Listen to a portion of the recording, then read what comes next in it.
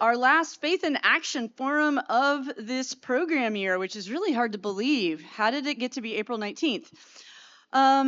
All right, let's start with the prayer, and then I'm really excited to introduce my good friend to you for a very exciting presentation this morning.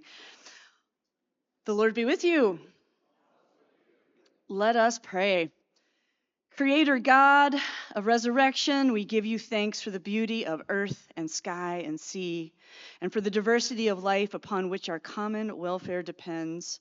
Please give us humility to repent for all the ways that we waste, pollute, degrade, and destroy your good creation. Give us courage and compassion to protect, restore, conserve, and sustain the natural world that we are so interconnected to, and that all living people, living things in creation, so all people, living things and creation may thrive and flourish for generations to come. Give us your grace that we may love the world as you do, God, and practice resurrection for our earth. In the name of the risen one, amen. Before I went to seminary at the ripe age of 45, I had the great privilege of working in the field of conservation for about 20 years, and I was an ecologist with the Nature Conservancy. Most of that time was spent in the Virginia chapter based out of Charlottesville, but during that time, in the last 10 years of my time with them, my focus really shifted to marine and coastal conservation. And my passion project was working on coastal resilience and adaptation to climate change for coastal communities out on the eastern shore of Virginia, where the Nature Conservancy happens to own most of the seaside shoreline, 12 of the 14 barrier islands. It is a very special, holy, beautiful place. I know a lot of you hang out there sometimes in the summer at Cape Charles. And one of my favorite people and heroes from my time at the Nature Conservancy is our guest speaker today, Bo Lusk, who has been now working for TNC for, I guess, 19 years, right, as a coastal scientist. And I was always kind of envious and jealous because I was doing a lot of the high-level policy things and creating tools and going to a lot of meetings. And Bo was out in it, out in the marshes, in the coastal bays, on the barrier islands, really making the work of ecological restoration happen. And it is an extraordinary story of resurrection and creating refugia on this planet. So, having said that, let me give you a more formal introduction to Bo. He is a coastal scientist for the Nature Conservancy's Virginia Coast Reserve on the eastern shore of Virginia. We have an office over there. I still say we. There's an office over there in Brownsville that he works out of. And Bo was born and raised in the eastern shore's small rural community, boating and exploring the Barrier Island lagoon system for fun and working all kinds of different jobs on the water. He obtained a degree in environmental science from the University of Virginia, where his fraternity brother was David Reedy. And then he co-founded the Eastern Shore's first kayak eco-tour business, where he educated the public for 7 years before starting a family and landing a position with the Nature Conservancy, for which we give thanks to God. And I'll still say we, because you want this man working, doing conservation work. For the last 19 years, Bo has led TNC's marine restoration efforts for oysters, seagrass, and bay scallops, while maintaining relationships with the Eastern Shore's thriving shellfish aquaculture community. Increasingly, Bo's restoration work attempts to find ways to restore these natural habitats, these coastal natural habitats, in ways that directly benefit coastal human communities, making them more resilient to the impacts caused by climate change. He also is a faithful member of Holmes Presbyterian Church in Bayville, Virginia. So it is my great pleasure to welcome Bo Lusk.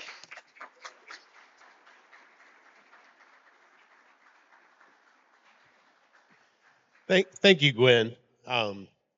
really, I wouldn't have been at the Nature Conservancy if it weren't for Gwen. She was on the first interview panel when I got my first job. Yeah. You weren't in the office. I thought you were some old lady in Charlottesville, and then I met you, and you're young and cool. It was great. But thank you all. It's a pleasure to have gotten to worship with you guys today, and it's really a pleasure to be here. Um, I'm going to try to figure out how to look cool while I bend over. No, no, this is all right. So I got a feeling in this audience, most folks have an idea of what I mean when I'm talking about the Eastern Shore of Virginia. But what I do want to point out is that the Chesapeake Bay is, of course, the big estuary there, right in the center of the screen. Um, the Virginia Coast Reserve, where I work, although I do work in the bay some, most of our attention is focused, darn it, on the east side of that peninsula.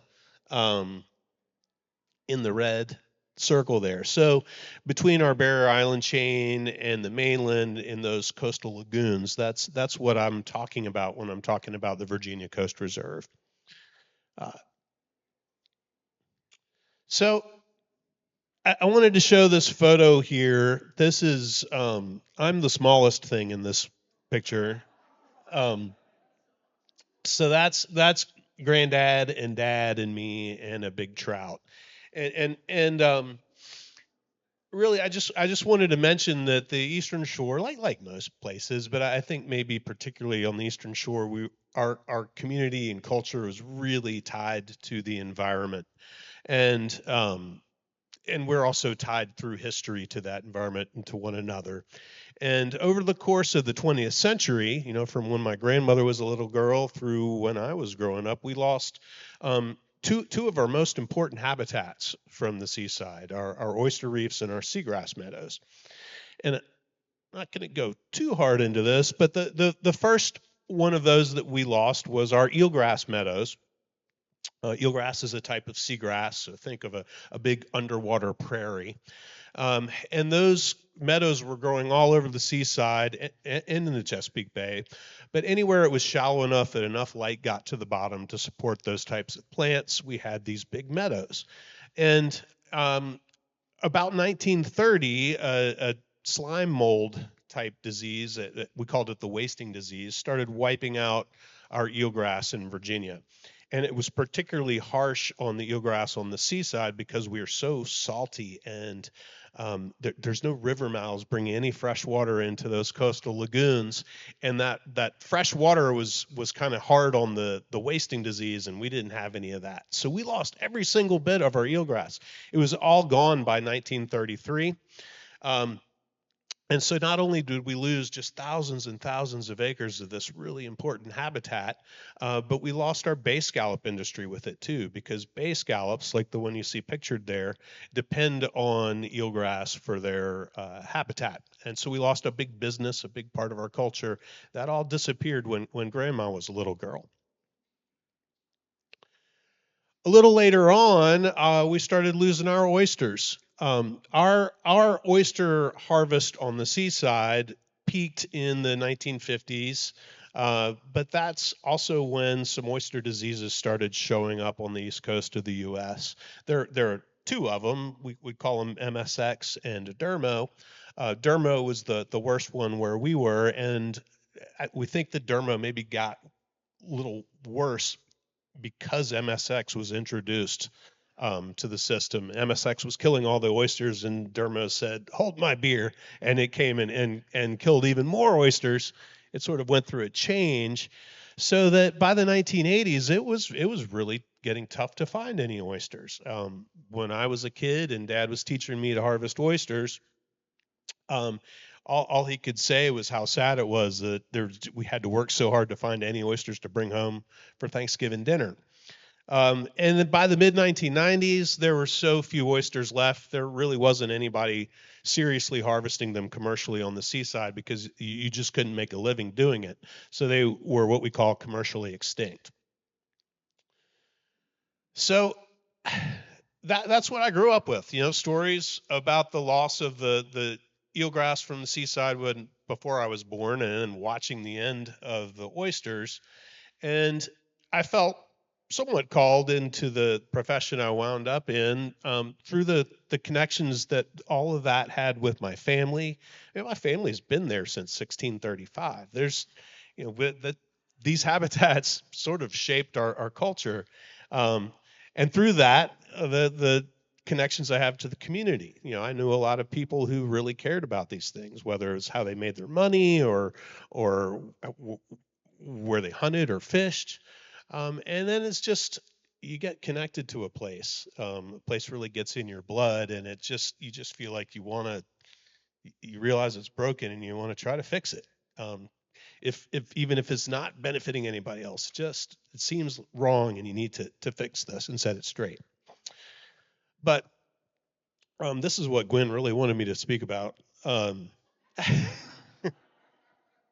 we Gwen wanted me to maybe tie in a little bit more about how my job interacts with my faith, and I had the opportunity to think about that a lot. A little over a year ago, I got to go speak at a fisheries conference in Hawaii, and while I was there, I got to volunteer on a couple of Hawaiian fish pond restoration projects.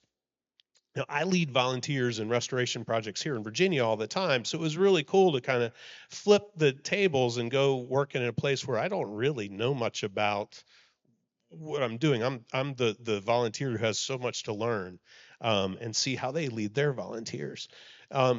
Hawaiians did some cool things. They had lots of different types of fish ponds. And the idea with a Hawaiian fish pond was to create an estuary, an area where you would have fresh water mixing with salt water. Here in Virginia, we don't have to make an estuary from scratch. We got the biggest one in the world, right here in the Chesapeake Bay.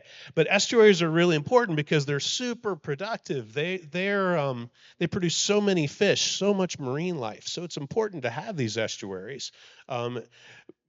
Both to produce all this life, but also to produce food to feed us. And that's what the Hawaiians were doing. The Hawaiian Islands drop off straight into thousands of feet of ocean. There's not really any space for an estuary. But if you do something like in this top photo, which they've done at He'eia, and build a 3-mile long wall on top of a reef in an area where there's a lot of springs coming out of the mainland, you get an estuary in that area. And you can also start to control the fish that come in and out of that wall by setting up gates. So you allow certain size fish in or certain size fish out. And the Hawaiians were able to grow more than enough fish to feed a really large population of Hawaiians, while at the same time producing lots of fish to go out and populate the reefs. So I got to work on this really cool fish pond here on Oahu. And then my other grandparents, the ones that weren't in the photo, lived on the Big Island of Hawaii growing up. So I went to the Big Island of Hawaii, and I got to volunteer on a Nature Conservancy project at along with a community group called Hui Aloha Kiholo. That's Kiholo Bay in the picture there. And at Kiholo, they're clearing out a spring that was on the inland. That's sort of the lake down at the bottom, and it's connected with the sea as well. So there's a lot to managing that area, clearing out invasive species. And I got to work in here, and this is just really amazing. Like this place just is incredible for your soul, but it's also creating all these fish that are going out on the reefs that other people can fish for. And in the future, Hui Aloha Kiholo hopes that the native Hawaiians there can actually use this area, this fish pond, for fish to feed their community. Also, they let sea turtles in and out. I got to swim with some turtles in there after I was done. It was very cool. So in all this, we're doing restoration work for the environment there in Hawaii, for the reefs, but also for the people, to help feed people. Hawaii doesn't feed itself right now. Hawaii imports the vast majority of its food. But in both of these situations where I'm learning to be a volunteer, learning to be on the opposite side of my job, there was sort of a pattern to the work that I did with these groups, and it was a lot different than the way I run my restoration projects. Um, every time we came together, they started with a pule. That this is Hawaiian language, so we started with a prayer in Olelo Hawaii, Hawaiian language.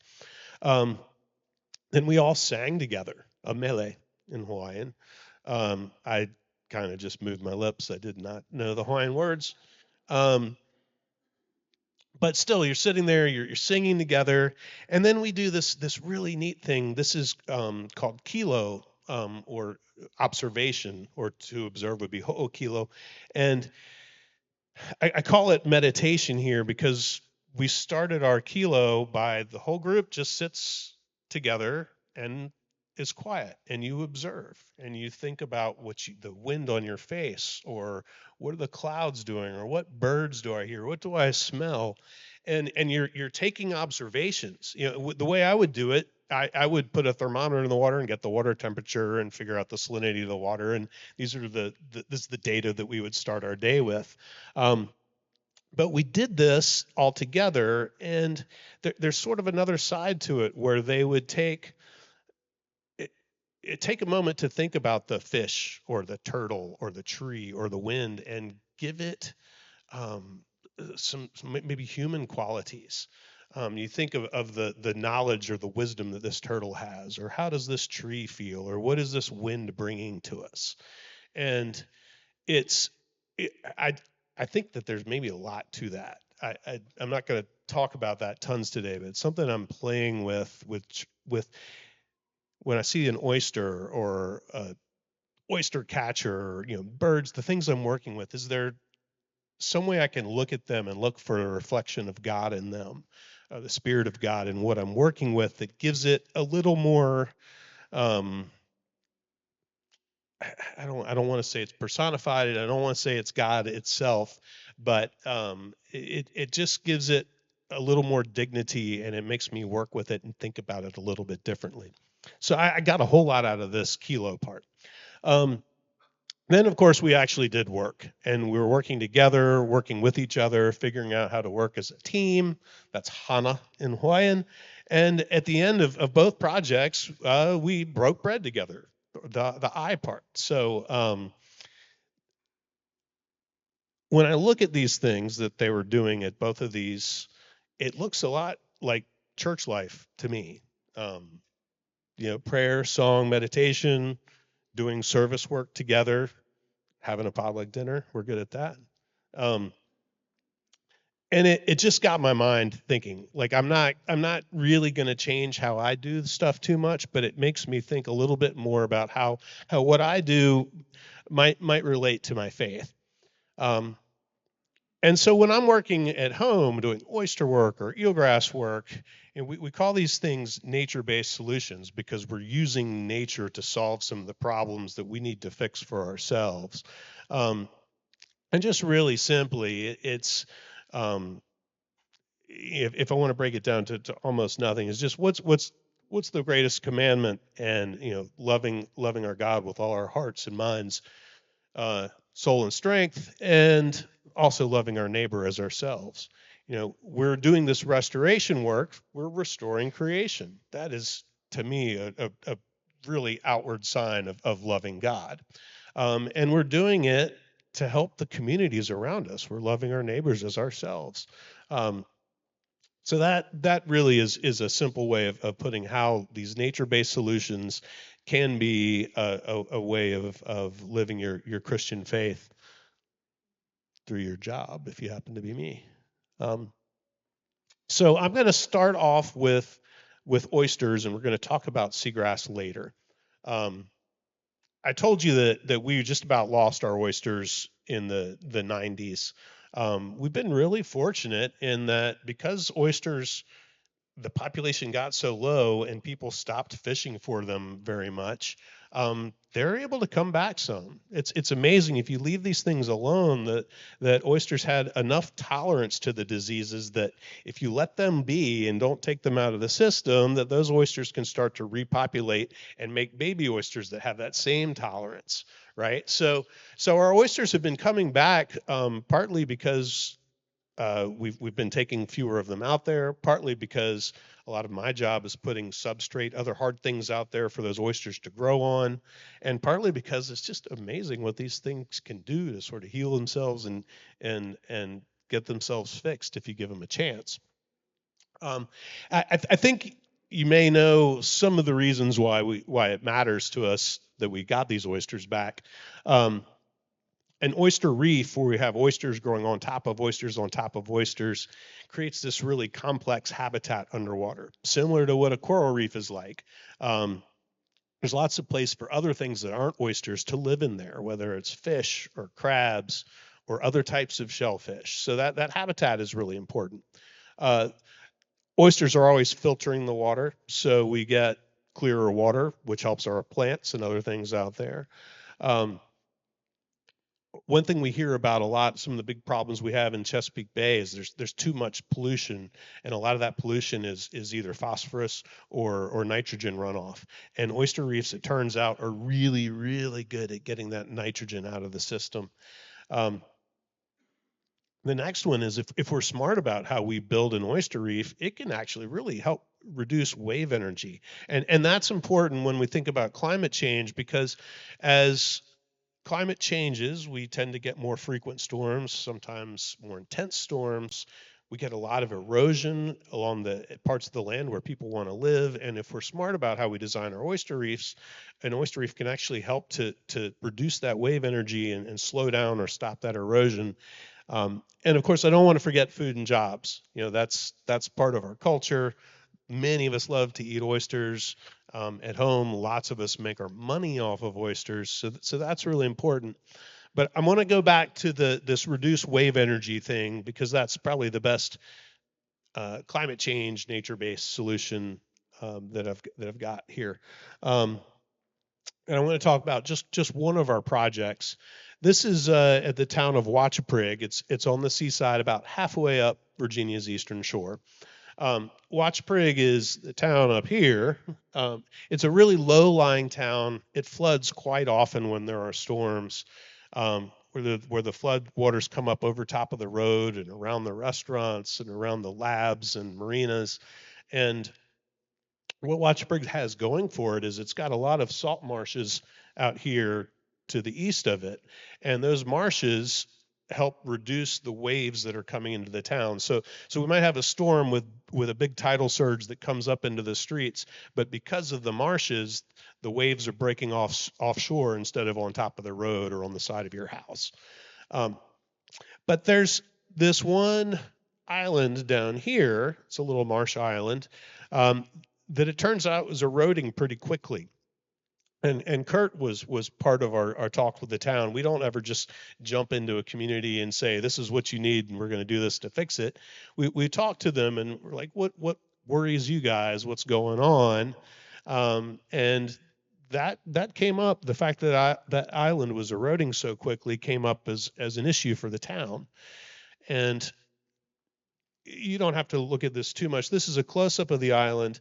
The purple line is where this shoreline was in 1994, and that west end of it had cut back almost 250 feet between 1994 and 2021. And in general, all the southern side of it had eroded pretty quickly. So we decided to see if we could figure out how to use oysters to slow down the erosion of that island. Here's what a piece of that shoreline looks like. And we used one material called an oyster castle, which is sort of like a square cinder block, but they're shaped like Legos that you can stack and put together. And any place the bottom was sort of firm and relatively flat, we could stack these oyster castles. We could build things like these walls. Um, Oyster castles do a really good job of growing oysters once they've been overboard for a while.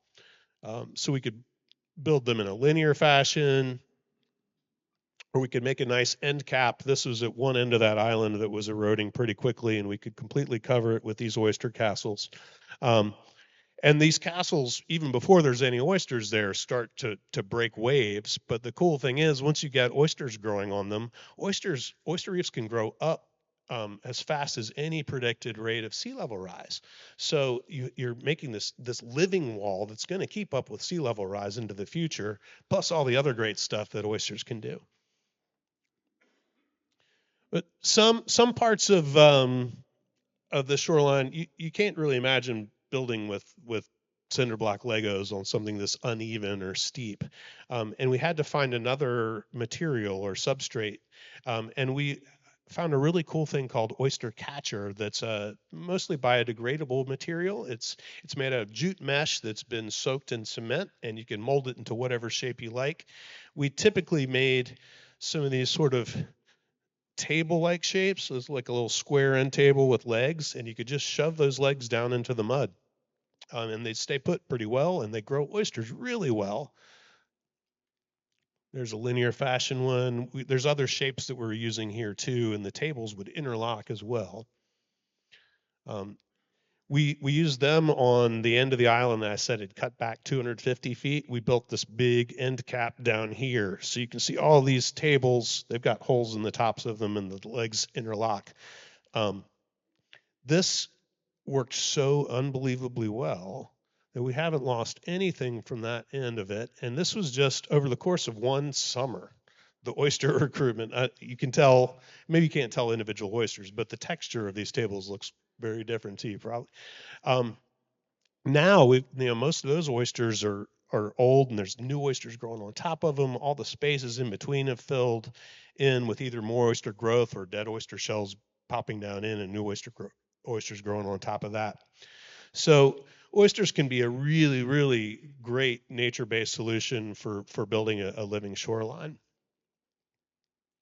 But oysters aren't really appropriate everywhere, and oysters don't actually grow everywhere. So this is a project that Gwen did.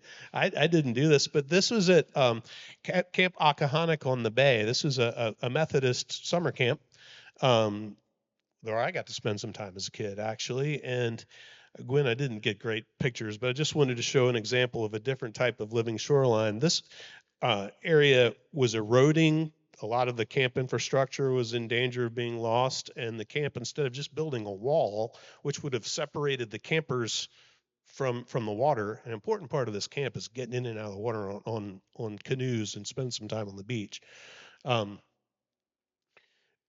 Gwen came in and they did build some riprap structures offshore breakwaters, but big part of this was just grading that area back and planting marsh grass so that we're making more marsh habitat there. And in both, the top of the pictures are sort of while this was being planted, and each picture above goes pretty closely with the picture below it. It's about the same spot. You can see the gap in the rocks up here and this gap down here. These guys are planting marsh grass. That's what that marsh grass looked like 2 weeks ago. Same thing over here. There's a bit of a sandy point that sticks out there. That's this point that this creek wraps around. So we can protect our shorelines, in the face of climate change and increasing erosion rates with some really pretty cool natural habitats and still maintain our connection with the water, whether we're using oysters or not. So how am I doing on time, Gwen? Okay. I want to talk about eelgrass a little bit. The eelgrass disappeared again 1932, 33 when Grandma was a little girl. And when we lost that grass, this was entirely gone from the system. Like Dad grew up going out on the seaside, there was no eelgrass out there. I grew up going out on the seaside, there was no eelgrass out there. There was eelgrass on the Chesapeake Bay where I live. It didn't all disappear from the bay, but seaside grass was gone. And for decades, we had lost all this habitat for the fish, the crabs, the bay scallop fishery that I told you about. It's an important food for waterfowl that migrate through in the wintertime. in particular the brant, which is sort of like a goose, sort of like a duck, somewhere in between the two. The brant disappeared from the seaside for a while, came back and found something else to eat. Um, and that grass is like a carpet that holds all the sediment in place. So when we lost all of our eelgrass, every time you'd have a storm come through and the waves would roll over that shallow bottom, the sediment would get kicked up and all that mud would end up in our navigable waterways where we need deeper water to drive our boats, or maybe it would cover our oyster reefs where we want our oysters to grow. So getting that bottom kicked up was no good. Um, the other really cool thing it did when it was there was it would absorb wave energy. It's just like if I was to roll a ball across this hardwood stage, it would roll from this end to that end with just a little push. But if this stage were covered with shag carpet, or even just that carpet, the same force of a push, the ball wouldn't go very far. And you can think of the waves as the ball in this case, and the grass, the eelgrass meadow, as the shag carpet. Um, so that grass can take 20 to 30% of the energy out of waves during the summer when there's a lot of eelgrass canopy there. Um, One more thing we're thinking about when we think about climate change is how do we reduce the amount of carbon dioxide that goes up into the atmosphere. Um, Turns out these grasses can really absorb a whole lot of carbon, not just because they're plants and taking carbon out of the water and down into their roots, but also because they trap a lot of organic sediment. So you've got little particles drifting around in the water that have carbon in them. As they break down, that carbon would end up back up in the atmosphere. But what happens when it flows through the grass is it gets settled out of the water column and it gets buried where it can't get back up into the air. And seagrasses can actually sequester more carbon per acre than a forest can. So these are really big helps when we're looking to try to reduce the amount of carbon that gets into the atmosphere. Um, Also, as our oceans warm, they tend to get more acidic. If the water's really acidic, that can make it really tough on shellfish like clams and oysters, the things that we grow around here and like to eat. It can make it tough for them to form their shells, so they're putting a lot of extra energy into forming shells when they should just be trying to stay healthy and make more meat. So this is sort of like a big Tums for the bays where it's growing in there to kind of protect us against that ocean acidification. So eelgrass is really, really important, and it's crazy that it was absolutely gone from our system for decades. This map, anything that's colored in here shows where there was seagrass as of 1997. You can see we had some in the Chesapeake Bay here, and there was some up around the state line in Chincoteague Bay and Maryland coastal bays. But as of 1997, 65 years later, no grass had ever come back to our coastal bays on the seaside. But in 1997, a small patch was found down where that star is behind a barrier island called Wreck Island in South Bay. And uh, there hadn't been any there before. Um, it was natural. Nobody was planting grass out there at that time. And what we think happened is a flowering shoot with seeds still in it broke off from somewhere up around Chincoteague Bay while the seeds were still developing, floated all the way down the coast, happened to come in that little inlet on a flood tide, and happened to be over shallow, good bottom for those seeds to live when the seeds finished maturing and dropped out. I mean, what are the odds? It's crazy. Like, actually, the odds were that would happen sometime. But it's pretty amazing to me that in just 65 years that could happen. And the fact that we got a little bit of grass there got the Virginia Institute of Marine Science really interested in figuring out how to restore this. And Bob Orth at VIMS started figuring out how to restore this stuff, came up with a pretty good technique. Um, and he needed some helping hands to really scale that work up, and that's where the Nature Conservancy came in. By 2003, if not earlier, we were recruiting volunteers to go out and help with this restoration method. So here's where I get to work with all kinds of folks. I mean, they come from all over, and it's amazing how committed to this work some people are. I do have a few volunteers who have been doing this longer than I have. Um, and they come back every year, and we have a blast. Um, what we do is once our seagrass seeds are ready, which tends to be somewhere in the middle of May, volunteers are on a waiting list. We call them up, they come out, we head out into the bays where we've got some grass established. Uh, we put masks and snorkels on everybody. I teach you what you're looking for, which is a flowering shoot. It's a piece of grass that's got basically seeds developing in you could call it a seed pod. It's a spathe. And we swim around with laundry bags and pick these flowering shoots. And when we're done at the end of the day, we bring these flowering shoots into my seed curing facility, which is just a bunch of tanks in the village of Oyster, Virginia. We measure them out into these tanks. And for the rest of May and most of the month of June, we just stir these tanks. I get to bring more volunteers in sometimes to help me stir the tanks.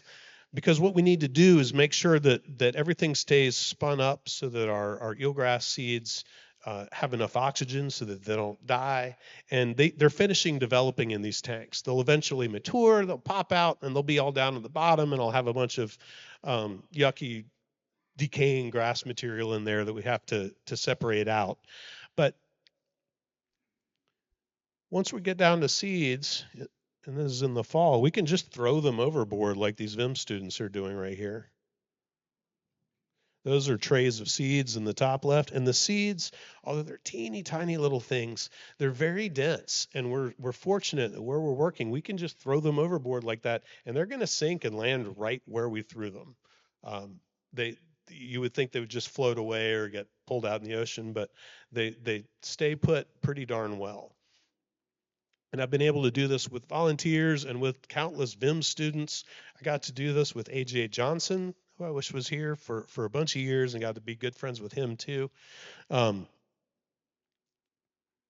this has worked incredibly well. So we went 65 years with none of this, completely dead in our system, right? And we've been working on it now for about 26 years. We've planted 800 acres of seeds that way, just tossing them out like that. It doesn't always work, but when they do take hold, they tend to spread really well on their own. In fact, so well, we've gone now from no grass all this time to about 12,000 acres of seagrass out there on the seaside. And it's actually the largest successful seagrass restoration project on the planet.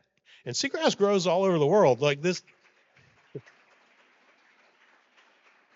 Well, I want to make you realize, like, this is Earth Day month, and in Virginia we've got these two marine superstars here. We've got the seagrass project that I've just been talking about, but we've also got the largest oyster restoration project on the planet in the Piankatank River. The Nature Conservancy helped with that as well. You could actually count all the Chesapeake Bay oyster restoration as being pretty incredible and huge. But like, as Virginians, we should be proud of that. And I want you to take ownership of it too. As we think about Earth Day and we think about all the things that are going wrong, and we tend to think about some issues, there's some really cool stories there. And it's because, as a Virginian, maybe it's because of who you voted for that put some regulations in place that helped with this. Or maybe it's some money that you gave to an organization, or maybe it's just conversations you've had with your friends or things you've taught your kids. Like, all of this stuff contributes in some way. So as Virginians, we should all be proud that this is something that, if we're living somewhere around here, we've done something for this. And it's not just for Virginia. It's for the whole world. We are in Virginia providing salt and light, literal salt, I think. But people come from all over the place to see these projects I've been talking about and others. So we get I've had visitors from Australia. I've had oyster growers from Hong Kong, from China. I just gave a talk to 5 nations in northwestern Europe who just got a big sum of money to do some eelgrass restoration there. And they didn't have me give the talk for scientific technical knowledge so much as they just wanted a cheerleader to tell them you can do it. Yeah, that not everybody realizes that this kind of stuff is possible, and if it is possible, what's all the other great stuff you get with it? You get your scallops back, you get some of your culture back, you get this protection, some protection from climate change, you get your fish back. All these different things that we get with this are really fantastic. So I don't think the word gets out enough locally about how many people around the planet are paying attention to what we're doing in our waters here in Virginia. Um, I don't know if Gwen wants questions yet, but I do want to say real quick, one cool thing. This is maybe my first flounder there. And then these are all fish that I get to catch when we're doing monitoring, when we're seeing what fish are using these habitats that we're restoring. And I just want to make sure that when you're, for Earth Day or just any time, get outside, connect with this stuff. Um, that's what got me interested in what I'm doing and what I get to do. Um, if you want to do a service project, Gwen's got some ideas. I can also connect you with some opportunities to work with the Nature Conservancy. Um, but yeah, definitely get out, enjoy it, and maybe think about that kilo thing. Think about what does that fish know? What is that fish feeling? I don't know. It might make you think about how you're interacting with the environment a little differently. Thank you.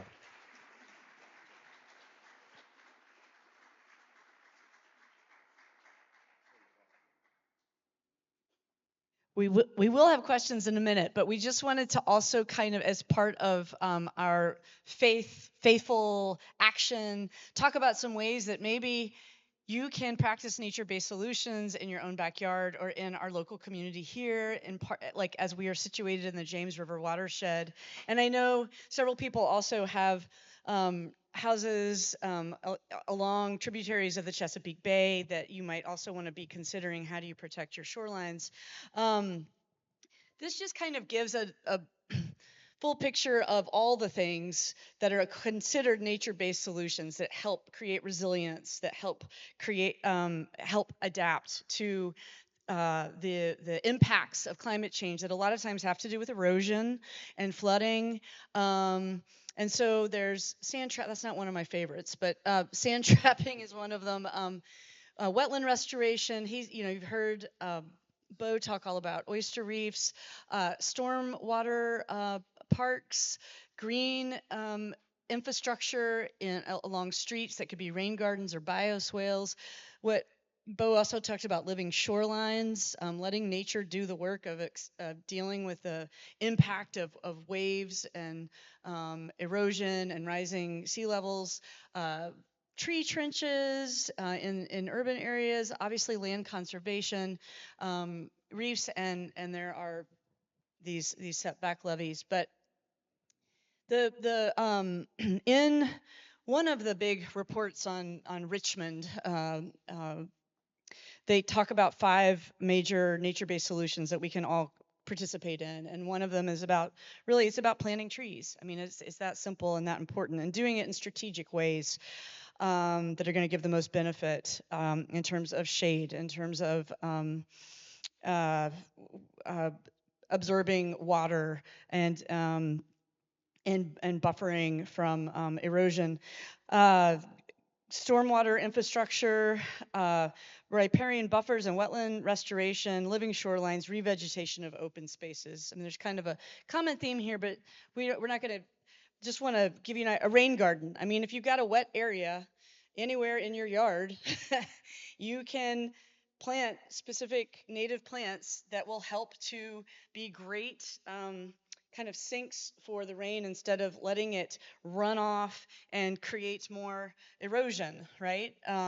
So rain gardens are a wonderful way that we can all participate in nature-based solutions.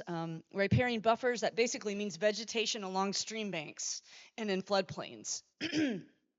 That really helps to, like Bo talked about, that was a great metaphor of, like, when you've got a bald bear, you let the cows and have a mown lawn that goes right along the stream bank, there's nothing to keep all that sediment during a flash flood from just crushing and simplifying that stream and degrading it. So having any kind of shrubs or grasses or trees planted in the riparian buffers will help to kind of break up that energy and conserve that stream and protect people from flooding. Living shorelines, he talked about, that was very exciting for me to see.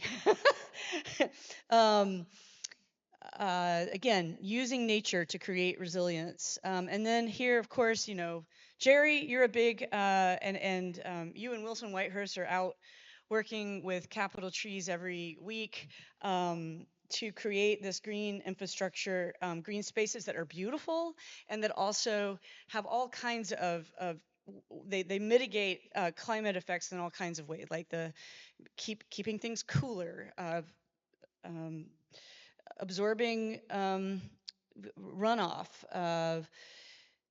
fixing carbon. And so two of the groups that we've been really involved with as environmental stewardship here and have come to speak and we've given grants to include Southside Relief that does tree planting in historically redlined areas of Richmond that really have no trees, no parks, no vegetation, no green space. So it is an issue of environmental justice, and it's also an issue of climate adaptation. It's a wonderful group. They have a lot of great opportunities to get involved with. Uh, they also do this cool thing, which I love. It's another citizen science thing that we can all do, where people keep tabs on where they live. If it's a area sensitive to flooding, you can like take pictures and upload it into this app, and it helps them to identify the areas that are most vulnerable, right, to flooding that can be due to climate change, and then target those to strategically plant trees and buffers and rain gardens in. So that is a really cool thing that anyone can do to help create resilience. And yeah, those are some ideas. And also, I just want to call out. We've got a lot of great conservation people in this room, but Kurt Smith is also a Eastern Shore native who was worked for the Planning District Commission for many years and was very much involved in all of this work of coastal resilience and climate adaptation that has grown over the years on the Eastern Shore. So, Kurt, I don't know if you want to add anything about nature-based solutions, but I just want to. Thanks, Gwen. Yes, so I worked for 15 years in regional government on the Eastern Shore where I was raised, and later on the Middle Peninsula. And so I think one thing that I'd like to highlight is that the threat of climate change and sea level rise, especially in rural coastal Virginia, is the greatest threat facing those communities. And Gwen mentioned how those issues really are presenting environmental justice type challenges that resonate to me as a member of St. Paul's now that I've moved to Richmond, because there are people in harm's way that cannot afford to get out of harm's way or do anything to help themselves. So the the positive benefits of these nature-based solution projects are phenomenal, but the cost that goes into them is extremely prohibitive for all but maybe 1% of our communities. Um, Very few people can afford to do these on their own, and on top of that, the space that we're talking about where these projects are located is the most highly regulated space on the planet. So the permitting process is extremely overwhelming to anybody who wants to do something to better the environment or to protect their private property. And that was a space that I went into planning, like Gwen said, um, as a coastal geologist turned planner. So I didn't know anything about government or anything about planning, but I figured it out by working with people and learning from their experiences and struggles of how do you get these projects actually done. They're extremely expensive. Like I said, a living shoreline can cost in the neighborhood of $600 a linear foot. So, I mean, you take a couple strides down across the stage and you're talking a couple $1,000 by the time a project's said and done, and getting a permit, consultant costs there. It's just um, something that doesn't really get recognized Commonwealth wide. It was something I used to come to Richmond a lot for, to advocate for public funding, because at the end of the day, 99% of these problems and challenges are on private property, yet there's very few resources for public resources for private property owners to help protect themselves and better the environment through these types of projects. So we're seeing, and especially in this political climate right now, where the grant funds, the public dollars that are available, are shriveling up and disappearing, that even worsens the problem for those stuck in harm's way out on the Eastern Shore and Middle Peninsula and so forth. So, yeah, and that it's something St. Paul's could really play a role in terms of helping advocate. And now I'm technically new to the environmental committee here, so I'm looking forward to even though I don't work in that world anymore, I'm still hope I can play a role um, for St. Paul's now. So, yep, thank you. Questions for Bo? Yes. George, hold on. Here's the mic. This, Bo, I do have a question for you, but I also want to share some personal experience. For the past year and a half, I've been involved in a leadership capacity with the Unit Owners Association on Wilton Creek off the Piankatank River. And we are in the process of constructing a living shoreline using oyster castles, and we'll be planting spartina. And the cause for considering this was erosion of the shoreline along very high banks. But my point in telling you that this is that everything that was said about the difficulty of doing this is true, but it really is worth doing, and there's a lot of help out there also. The Nature Conservancy, the Virginia Marine, the VIMS, the State Erosion Advisory Service. There are a lot of experts out there that will give you free advice. And there are granting agencies, not enough, but they are out there. We were able to receive a grant through the one of the Virginia Soil and Water Conservation District organizations. The Colonial District was able to procure a grant for us through the VCAP program. Yes, it is, in terms of regulatory barriers, onerous. It took me a year of navigating through uh, local county RPAs, on to the Virginia Marine Resource Commission, on to the Army Corps of Engineers. And as soon as you finished one and thought that you had solved it, another mole came to the process. But it was all really worth doing. So if you have any thoughts about that, you could get a lot of help, and there is money out there. Was my long-winded point. But my question to Bowden is that since your dad and your mom and I were friends in college, party, partied together at the Sigma Phi Society, and and had a I'm dead serious, and and had a wonderful time. But I haven't seen your dad and mom in over 8 years. Please say hello. Tell them George Burke and Lyonsburg say hello.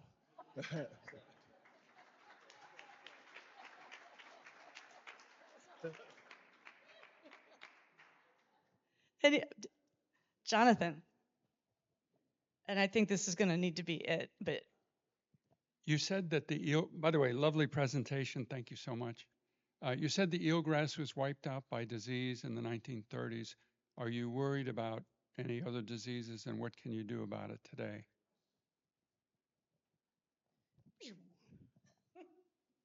So that disease that got it is still around. believe it or not. So Labyrinthula is its name, and it's a big mystery as to just why it really took out our grass then. And by the way, it didn't just take out our grass in Virginia. This was a pandemic. This was all up and down our East Coast and in Europe as well. So in the 20s and 30s, we lost huge amounts of eelgrass from the North Atlantic. It never fully went away. You can see it in dark lesions on the leaves, and when the grass is stressed, it gets worse. So it may have been a stress. It may have just been a weird strain of it. Maybe the grass got tougher in response to it.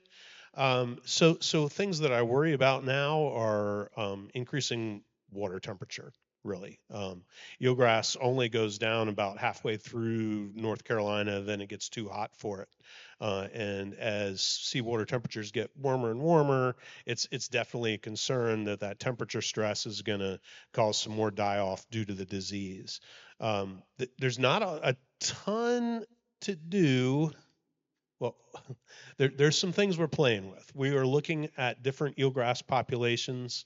Some of them that seem to do really well in more stressful environments.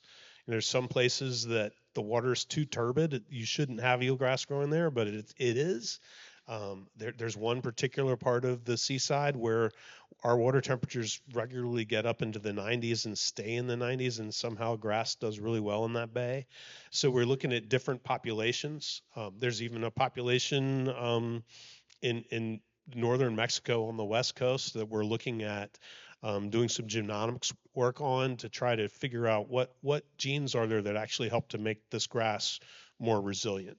One neat thing about eelgrass is it's a super plastic plant, meaning it can vary a whole lot in how it grows and how it behaves from one place to the other, even though it's exactly the same species. So there's some experiments going on, common garden experiments, where we're taking grasses from different places, growing them under different types of conditions, and seeing which strains do best. So that's one thing we can do. We can certainly do our best to stop ocean temperatures from warming any more than they have to.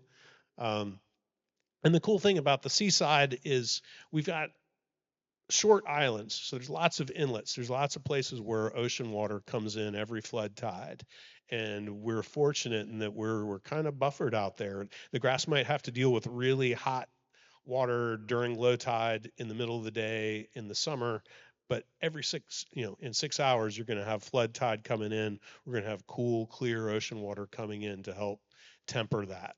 So seaside should be a little more resilient to that stress, and hopefully it'll keep our wasting disease issues at bay. In Chesapeake Bay, it's a little tougher to buffer against hot summers, so it's certainly a concern.